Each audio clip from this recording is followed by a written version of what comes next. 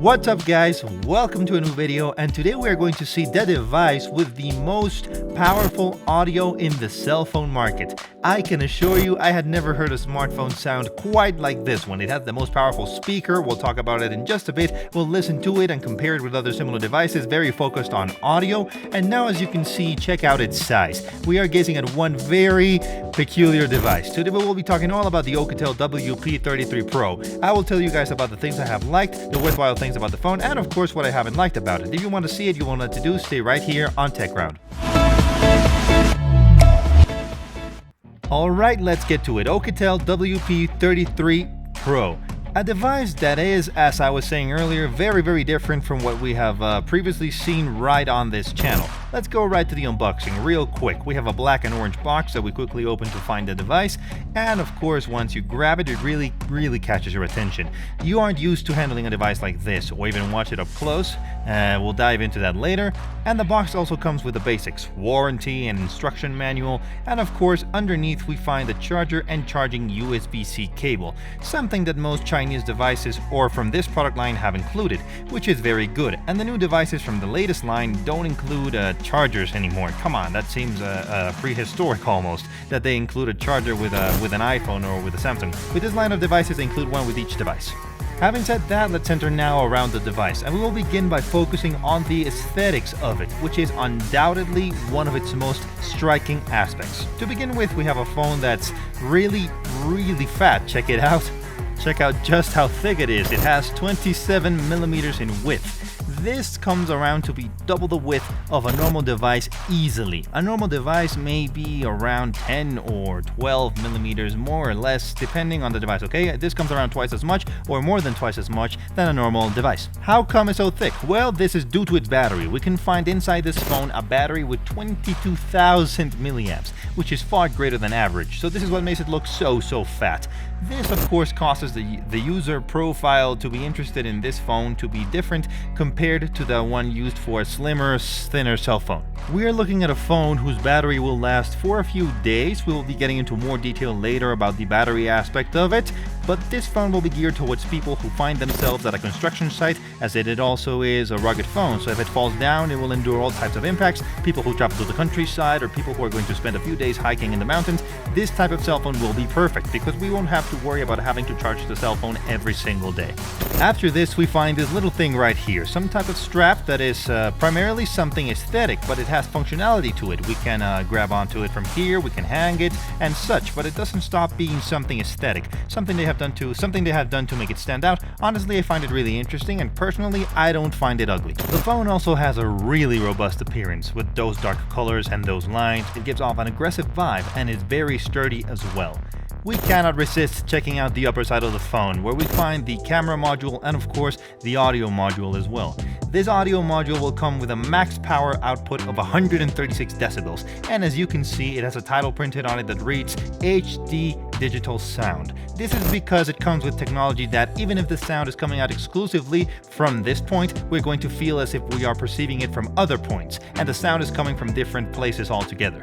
There's lots of headphones that are already using this technology, as well as speakers that are implementing it, and honestly it really is interesting. In regards to its audio, I'll put a screenshot over here on the screen comparing the sound and the power in this device with other devices with similar focus on audio, and if I am not mistaken, this is a device that comes with the most amount of power when it comes to sound in regards to all those devices. And the truth is that the sound is quite something to experience, because before I tested the audio capabilities, as you'll watch in a second, I started testing the games, which is what I normally always do, testing out the games to watch its performance and such. And it startled me because I did not expect it to sound the way it did. It wasn't the same as if I had gone directly to test the audio, because then I would have been more ready for how it was going to sound, how loud it would be and so on. But I started playing Asphalt and I jumped out of my chair because I didn't expect it to sound so loud. So yeah, having said that, I'll show you the sound test so that you can check it out for yourselves.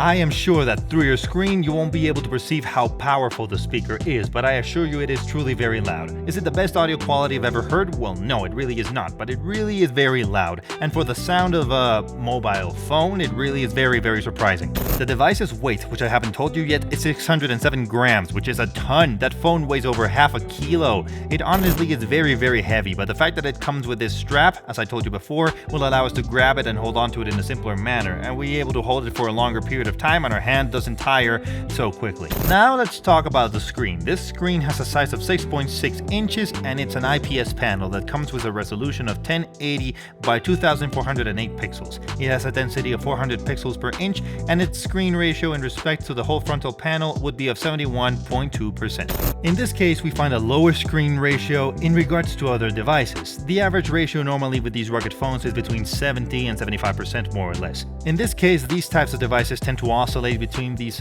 screen percentages in regards to the front panel, and this is due to the screen being more tucked inside of the phone. It is protected by this hard plastic, this rubbery plastic, and what it'll basically do is protect the screen so that however the device falls to the ground, the screen will resist the impact and it won't come close to touching the ground. I honestly like the screen. It has a pretty decent construction, very realistic colors as would be for an IPS panel, and honestly there's not many flaws I can get out of the screen. Now let's talk about the camera, and in this case we must point out some of the flaws unfortunately of this device, because the phone's camera I believe is below average in quality compared to other devices of its kind. The results I've gotten have been, to be honest, quite poor, like I said, in comparison to other devices with similar characteristics. It is not a device focused on photography of course, but I believe they could have done much better anyway. In this case, the device comes equipped with 3 cameras on the backside, located all around the speaker, with them taking pictures at 64, 20, and 2 megapixels respectively. The first camera will be wide-angled, the second one will be focused on night vision, and the last one will be a macro camera in order to really zoom in on objects and get many details out of them. Despite that, the general results we get from the pictures, that final result, I believe it to be pretty average honestly. The frontal camera, well, is more of the same, a 32 megapixel camera that takes, well, pretty average pictures.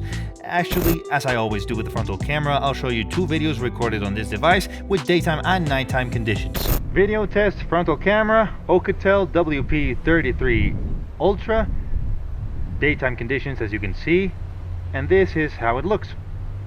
It doesn't have the option to adjust the frontal lens.